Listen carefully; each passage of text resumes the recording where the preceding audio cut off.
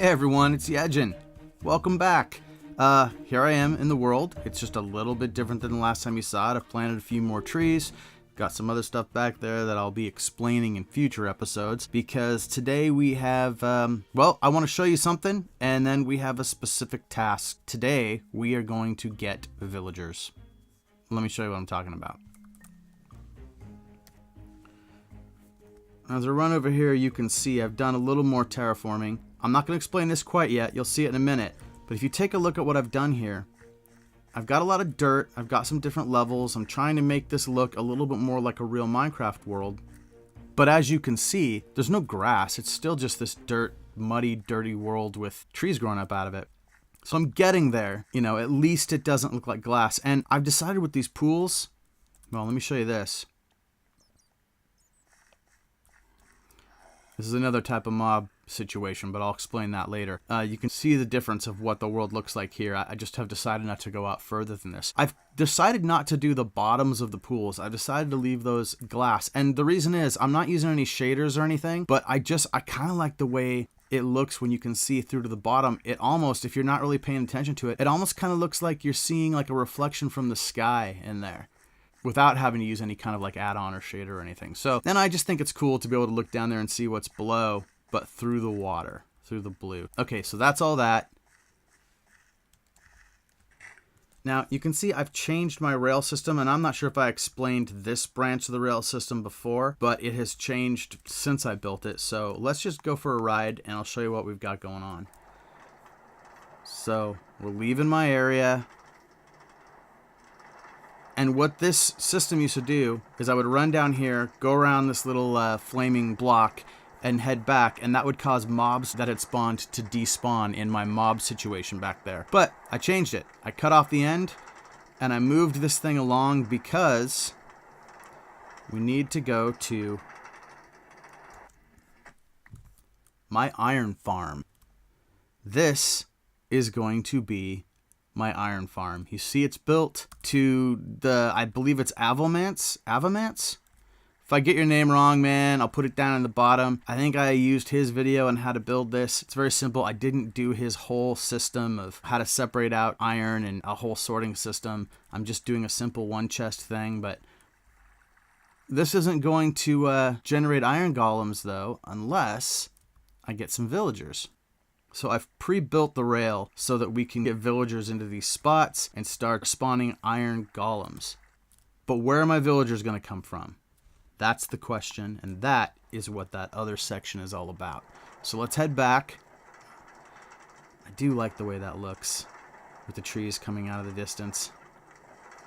You can see that I've done some more things, and there's the stronghold down underneath.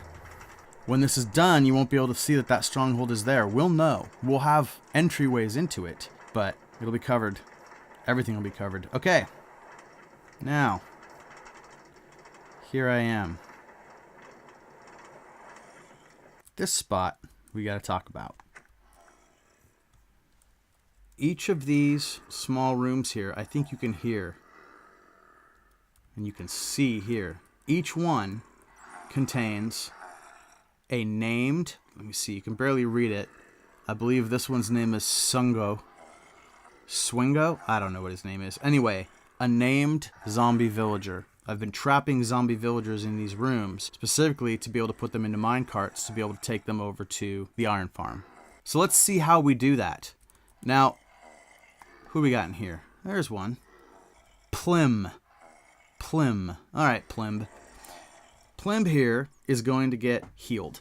The way you heal a zombie villager, you use a splash potion of weakness on them, and then once they're under the effect of that, you feed them a golden apple, then you wait about 5 minutes, and you'll end up having a real villager instead of a zombie villager. I am not going to go through the process of telling you how to make a splash potion of weakness. I can tell you that you're going to need fermented spider eye, which means you're going to need a grinder to get spiders and spider eyes, but you're also going to need mushrooms. So you're going to need to be able to get mushrooms. You can get mushrooms from the nether. And you're going to need sugar, which means you're going to need to kill witches. You don't get a lot of sugar even in a grinder, but you'll get some. You don't need too much, but you need enough to make fermented spider eyes so you can make that splash potion of weakness. So make a grinder, kill witches, get sugar, you're good to go pretty much. So let's do this. Let's watch this process.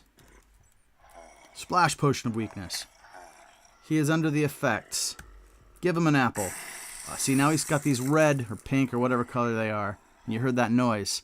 That zombie is gonna become a villager. Ooh. Wait, if I do this just right.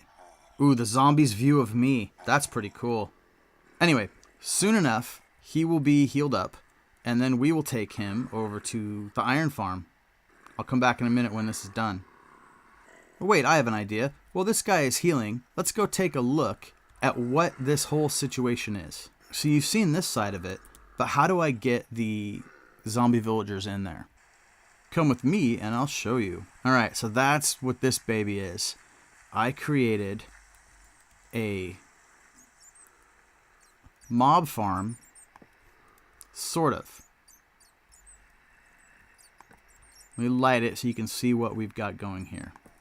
Okay, we've got these single strips of spawning blocks, and each one of them is just its own separate strip, too high, and then there's a drop, and then that drop is blocked off, so once they drop down there, they can't get out. And when I finally get a zombie villager in one of these rooms alone, in one of these corridors alone, I turn on the water,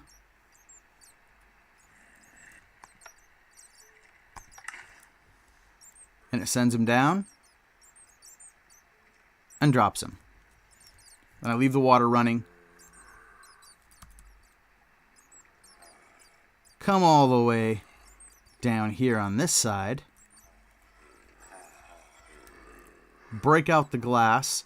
Give him a name tag. I do that before I break the second glass block. Give him a name tag so that he will never despawn. And then I run into one of these rooms with him following, block him in, seal it off so the light won't take him during the day, and I come back later and I heal him and turn him into a regular villager. So each one of these has a zombie villager that I have done that to. And that's what my rail was too. It was to make me run down, or it was to allow me to run down and get far enough away that all the mobs in here would despawn. And then I'd come back and I'd wait, 30-something blocks away, and I would then be able to see if any zombie villagers had spawned. And I was finding that they were spawning about once every maybe 5 times I did that, made that run. So that's how I get my zombie villagers.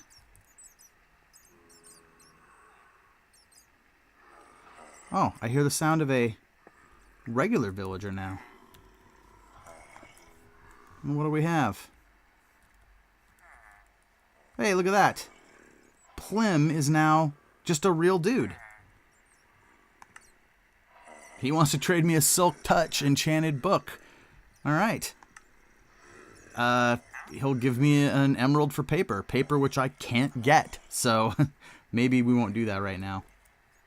Let's get Plim to his, what's going to be his new home. Get him out of there.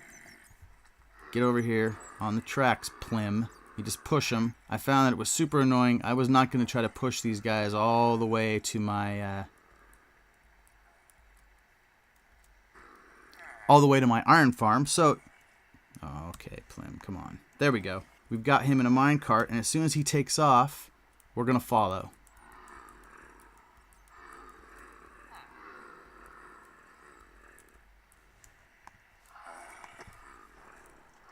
All right, there he goes, and here we go after him.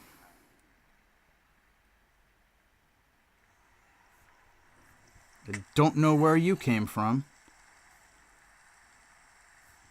The more land I add, the more I'm going to get random spawns like that. I'm not going to know where they're going to come from. And that's, it's dangerous, but whatever. I'm just glad that wasn't a creeper blowing up my stuff.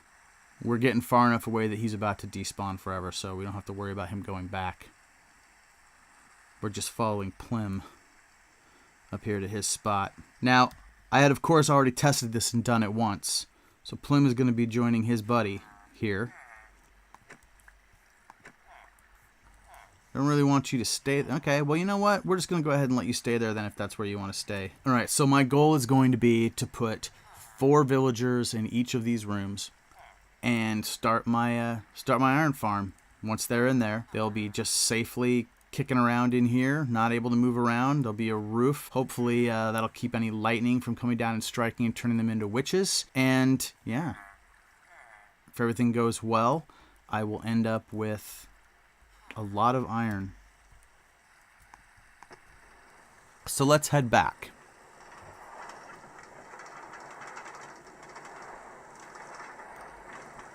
I'm gonna get my sword ready just in case that fella didn't de-res, didn't despawn. But he did. Now, I really need to figure out where he came from. One of these spaces has enough light. No. I'm saying it wrong. One of these spaces is dark enough to allow for spawning.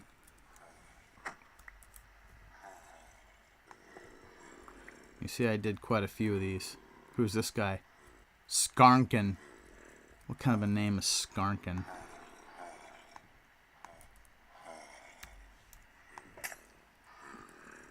Alright.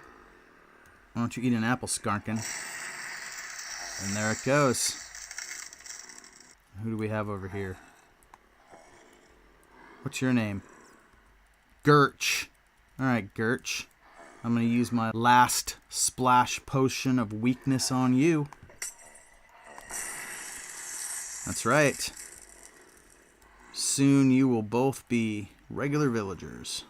Anyway, that's what I've been doing. I've been working on getting these zombie villagers into a place where I can populate my world with some regular villagers. And, you know, eventually I'll do some actual, like, village-type villagers where I'll build a spot for them where they can, you know, garden and do whatever it is villagers do.